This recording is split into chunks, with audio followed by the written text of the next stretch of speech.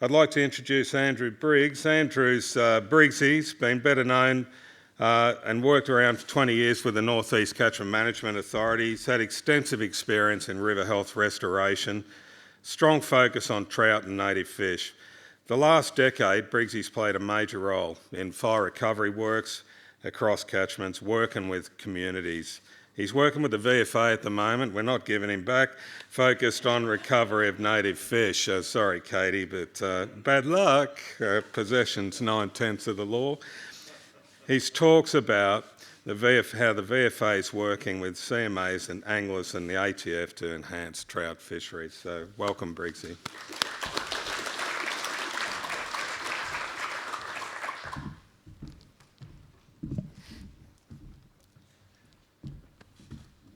Thanks, Gus. Gosh, those lights are bright, aren't they? Wow. Yeah, thanks for the introduction and thanks everyone for having me here. And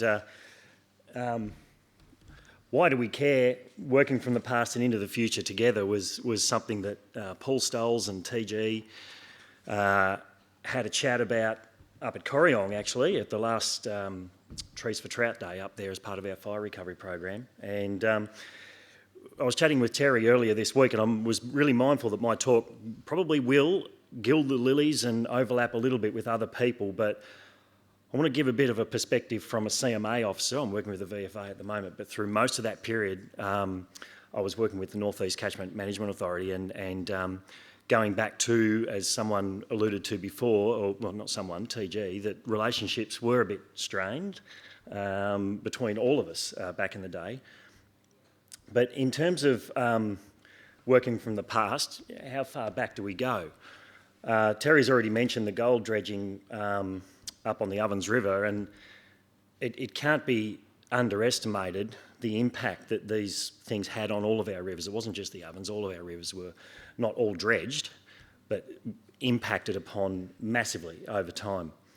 And that progressively led through to the need to respond to the changes that we were seeing in the catchment. And this photo behind me here is actually what was known as the bucket groin, and they're dredge buckets that had been repurposed. And that's 1939, that fire. And you can also see in the background the hills, this is at Bright, completely denuded of trees, not a stick on them. Now, what else happened in 1939? We had the bushfires. So we had rivers that had been, and these gold dredges were going down 40 metres below the bed, completely turned things around. The Ovens River, where you look at it up there now, it's brand new. It's a new river. It's only where it was left when they switched the dredges off, and that was in the mid-50s. So it's not that long ago. 1939 fires, all these impacts to the catchments right across the board were happening, not just the Ovens River, of course. And what was our response to that? The response was on a magnitude that was proportionate as they could back in the day. Of course, it was actually to, let's pull the snags out. Let's repurpose some World War II tanks and put winches on them and stand around and celebrate. And they would work for weeks on end to pull one tree out. Of course, what we were doing was taking the reinforcing out of concrete, and what was left of the rivers just completely turned to a slurry and went on. So there was, what happened next? What do we do? What could they do? They didn't have a lot of tools back in the day like we do now. And of course, willow trees were the mainstay, and poplars and all sorts of other things, but willows, because of their ease of propagation, they were the mainstay of river restoration. And if they hadn't been planted, things would be a lot worse.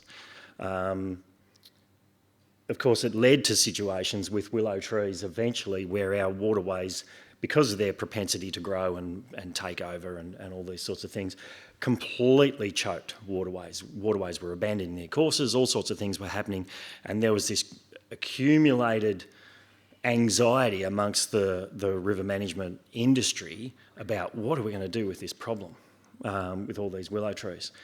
Come the early 2000s, all of a sudden we had the resources to actually do something about it. Of course, at the same time, you throw this in. A few of these. It's what we got. Suddenly CMAs, there were bloody fishermen under every tree.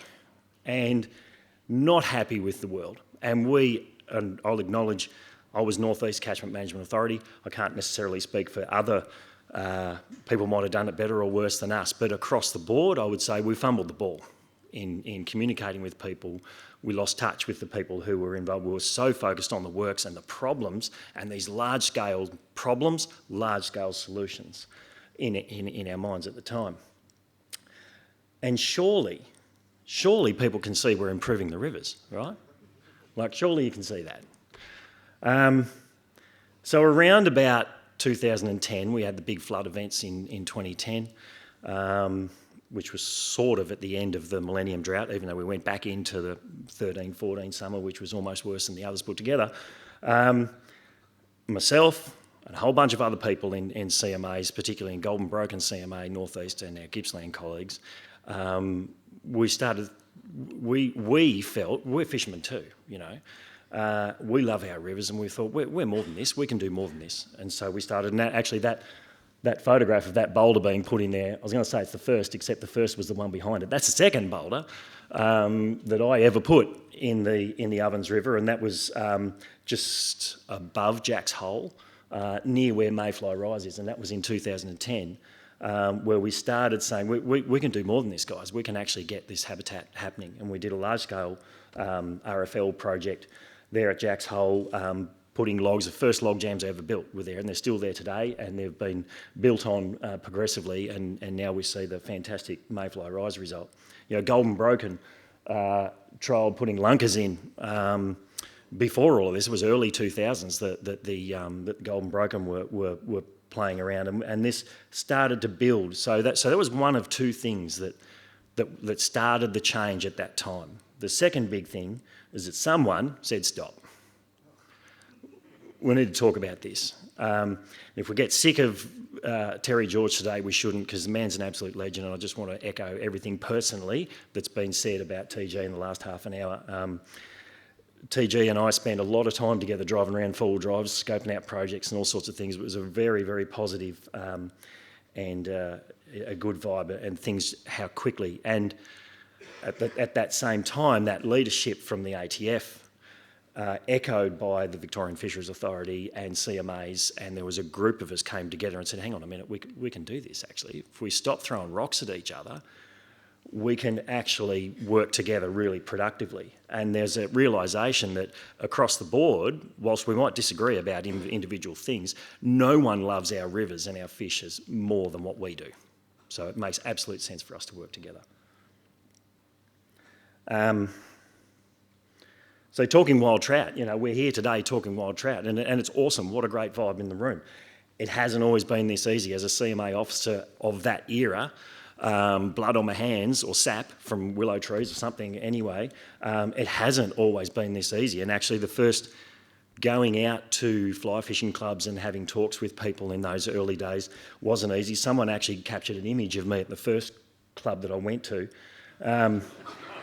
But thankfully, like Daniel, I survived. I'm not sure how much divine intervention there was within that. Just reverse parking in the car park so you can get out quickly. But, you know, we moved on, and the biggest thing that we moved on was that common ground, you know, that common ground around the need to recover our aquatic ecosystems and the fish that live within them. And I talk about the fish that live within them, as I've said to people on either side of the trout debate. I work for fish. I don't care about the colour of their spots. I'm working for fish, because whatever we build in the habitat in these rivers and these upland streams will benefit the species that occupy those areas. And of course that's trout, but in the future it will also include things like macquarie perch and trout cod and the other charismatic little fellas that we've heard about today as well. Part of that common ground is we can really celebrate, and Taylor and others have summed it up earlier today, the resilience of our trout populations. We've seen them dive. We've seen in recent times the Narrial and Thowgler Creek, the Upper Murray bushfires that Philip talked about earlier, you know, absolutely plummeting, effectively gone, you know, effectively, but there's always a few survive. And we did some detailed monitoring, as well as all the habitat stuff we did some really detailed monitoring over that period, the last 4 years, with the Arthur Roller Institute, and it's shown that there's a crash, and then now all of a sudden, and then there's the boom, of glaxids and other invertebrates and what have you because of the nutrient that comes in after the fires, and then all of a sudden there's this explosion in the trout, in fitness, fat, healthy fish breeding. It's a cycle. There's a trough, but we can trust them, even after something like that they'll be right, they'll come back. We can inspire each other. There's me being inspired by TG once again. Another idea, another project. Terry, let's finish this one. But we can overcome the short-term adversity. We can have the hard conversations, things like trout populations rocking and rolling, things like willow trees. They haven't gone away. They're permanent things about managing waterways and river systems, but we can have those conversations moving forward now in a sensible way, in a productive way, and collectively across it. Most importantly, the trout need habitat. It's been said before, and I apologise for saying it again, but there you have it. That's in the Narrial Creek as well. That's some of our work there. Throughout this whole period of the last 10 to 15 years that this has been going on, there's been a paradigm shift in the river management industry from CMAs, DECA, VFA, everyone involved. I hope that it's permanent. I'm calling it permanent change. That the incorporation of habitat into structural elements is not mutually exclusive. We can actually do both things, and in fact, you can benefit greatly. And that's a bird's eye view of one of our logjam structures in the Narrial, and that's actually Philip netting a fish there. And that's true. That's not photoshopped. And you can see. I don't know what's the pointer? Is it that? Yeah, here we go. I don't know whether you can see from there, but the darker colour, this is the deep water, this is the scour that's happening through here, and this is brand new, as you can see by the rocks. Like, this is just being built.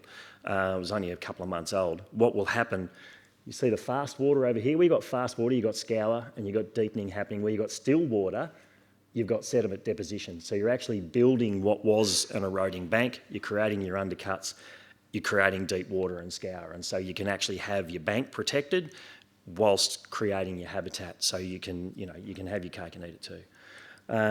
We continue to support each other. There's been tens of thousands of trees, hundreds, could be thousands of boulders. There's some big things put in place, and just on that, actually, with the Upper Murray example after the fires, that was the first funding program that I'd been involved with, where the department, DECA, the department, had put to us, what do you need? Throw the toolbox at it. 20 years ago, we would be funded for erosion control, but not habitat. Or you'd be funded for habitat, but you can't plant trees. Or you can plant trees, but you can't do something else. There was always these strings attached. Now, here it is, throw the kit bag at it. And that's what we did. And these are the sorts of things that we've now got moving forward. Just in case you were wondering, that's that same site, Happy Valley Creek, that looked like the 1930s, where we did the willows on, and there's all sorts of reasons why we did the willows on Happy Valley Creek, which I won't get into, but the upshot of it is it doesn't look like that anymore. And in fact, that reach of the Happy Valley now, plenty of people kayak that now, and they get good cod and maccas up in there, and trout in the last few years. Will the trout be there next year? Probably not, because it gets pretty warm. It's at Myrtleford, so it's low down, but gets cold again? Yeah, they'll be back. Questions or comments?